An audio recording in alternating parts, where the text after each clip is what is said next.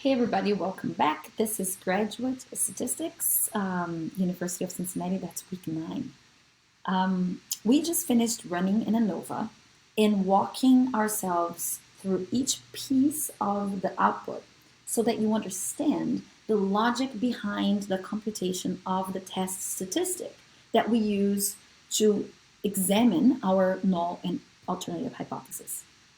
The thing is, once you decide to reject the null hypothesis, you are not done, because the null hypothesis is that every single mean is equal to every other mean. So we have, for example, in this example, we have in the example that we're working with, 4 different social classes: lower, working, middle class, and upper class.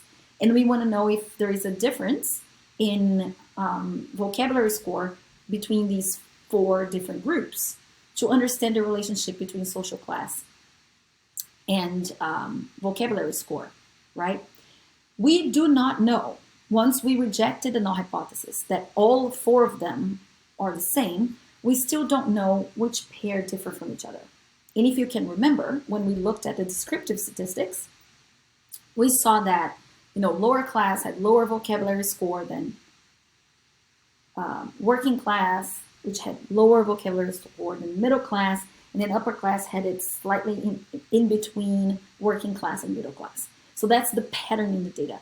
We don't know whether these differences are reliable or not. We know that at least one pair is different. We need to run follow-up analysis to figure out which. There are multiple strategies that you can use. In the exam, in your independent activity, you're going to pick one, but we're going to learn how to do all of them. Not all of them, 3 types of follow-up analysis to locate differences between means. Option 1 is what we call the Fisher's protected t-test, also known as least square difference. LSD comes from that, it's an abbreviation of least square difference. This is the least conservative way of doing that, as it provides almost no protection for type 1 error, right? For the error of rejecting the null if the null was actually true, which is 0.05 for each test that we run. But it is used as the base pairwise method for other approaches.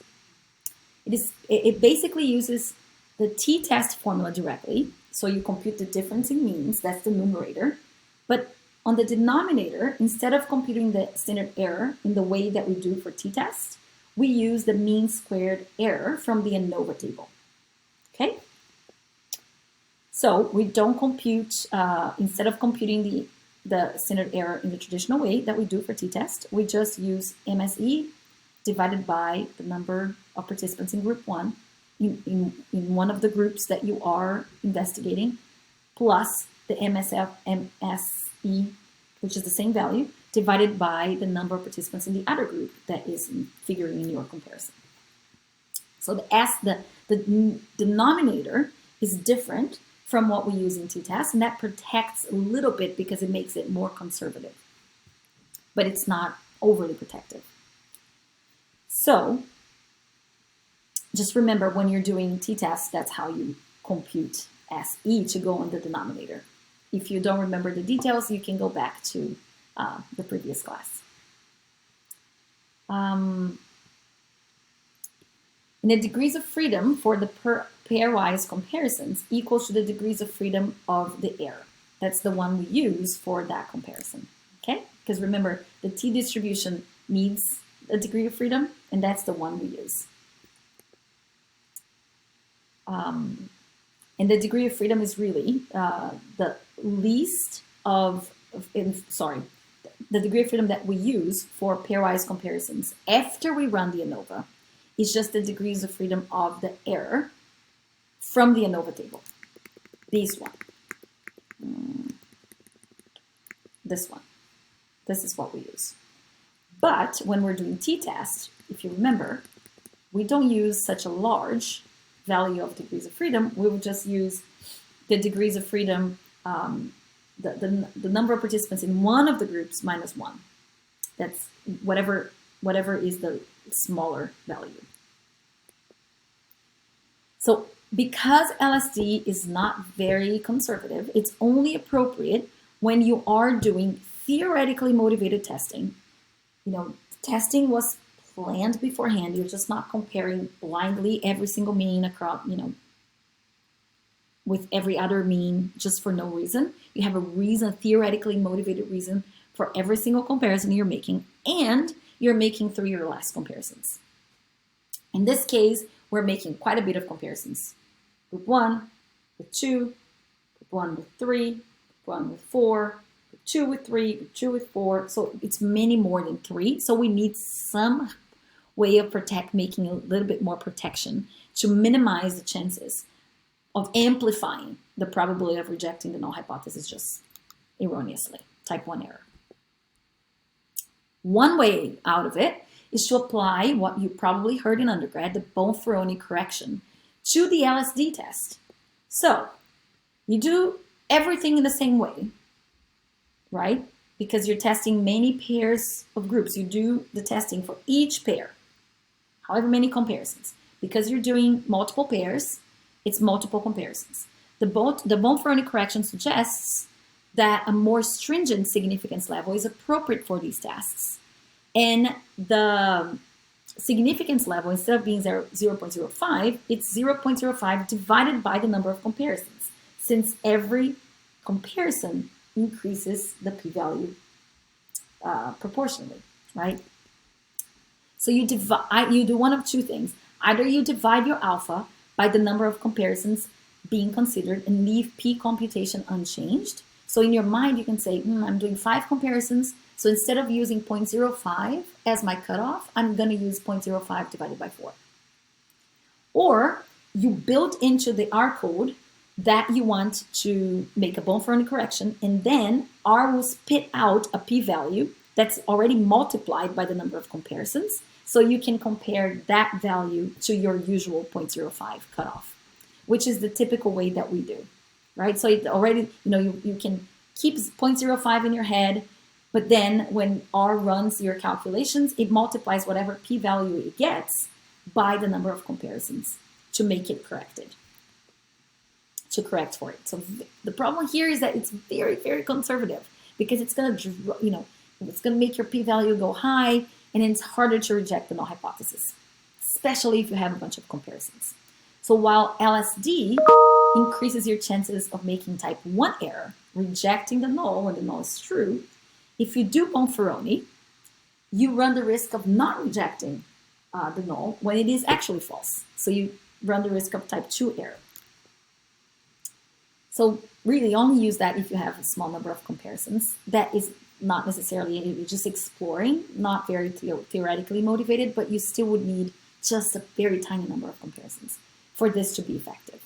Okay, let me show you how to compute this. Is there a difference between the average vocabulary scores between middle and lower class Americans? So we're picking 2 of the means and we're going to compare those 2.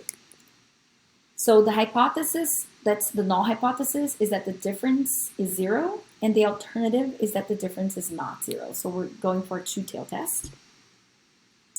And the t-ratio is the difference. So again, the numerator is the same, but the denominator uses information in the ANOVA table as a means of doing some corrections. So we have in the denominator this minus this. And for the for the denominator, we need information from here. We'll do, so this is the mean square that goes here. And in the bottom, this is the degrees of freedom that goes there. Sorry. In the bottom, it's the number of participants in each of the groups. So for this one, it will be, let's do that. For this one, it will be this particular value, it's right there, divided by the number of participants in the middle class. And for this one, it's the same value, but divided by the number of participants in this other group. And then we have the t-ratio. Now, in order to pick the t-distribution, remember you need the degrees of freedom because it differs depending on the thickness of the tails differ depending on the number of degrees of freedom. So you need to use the degrees of freedom from here instead of using the degrees of freedom related to the number of participants in the group. So that's the one you use to run the typical t-test. Because it's 2-tailed, we're doing 2 times and then we get the p-value. If you're doing Bonferroni, the only additional step is that you multiply this by the full number of comparisons that you would make. So here's one comparison. What are all of the others that we need to make? For every time you make a comparison, you get a p-value and you multiply it by the number of comparisons. Okay? All right. So I said LSD, not very conservative. You use it when you want to do theory. You're motivated, you have a reason to compare every class to every other class. So that's good. Our comparisons here are all motivated. You're not simply trying to randomly look for differences. And number two, you have only 3 comparisons to make. Because we have more than 3 comparisons to make, we have to do something else for corrections. Bonferroni would not be what we want because we have lots of comparisons, much more than 3. That would increase our chances of making type 2 error, of not rejecting the null when the null is actually not true. So we want potentially a happy medium, which we have. The happy medium is Tukey test. So John Tukey created the honestly significant difference test, also called Tukey test or Tukey range test. It is a popular method for pairwise comparison because it's a little more conservative than LSD, but does not kill your power, and it's easy to understand. So the formulas are very similar to LSD, but Tukey created a new F table called Q table that corrects the critical values based on the number of comparisons to make them more conservative than the F table. So you don't need to know any more details than this, except that the correction is a bit more sophisticated than simply multiplying the p-value by the number of corrections. It makes a more smooth correction, a distribution that will make the tail slightly thicker based on the number of comparisons. It's kind of like the F distribution, except it will have the tail that's a little bit thicker depending on the number of comparisons. It gets thicker and thicker the more and more comparisons we're making. All right, so 3 types. So again, ANOVA testing in a nutshell. First, you test the hypothesis that the null hypothesis that all means are equal, and the alternatives that at least 2 are different. If you reject the null, you still need to run follow-up analysis to determine where the differences lie. And you have you have more than 3 options, but we discussed 3 options. One that's not very conservative, there is pretty much no correction. One that overcorrects, so you should not use if you have a lot of comparisons. And one that is a happy medium that people tend to default to if they are uncertain. This is a happy one. This is a happy medium that you can default to if you are doing data analysis, okay?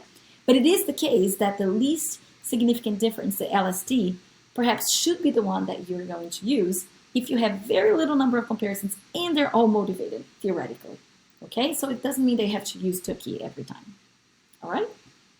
So see you at the lab videos, which I'm about to start recording. Bye-bye.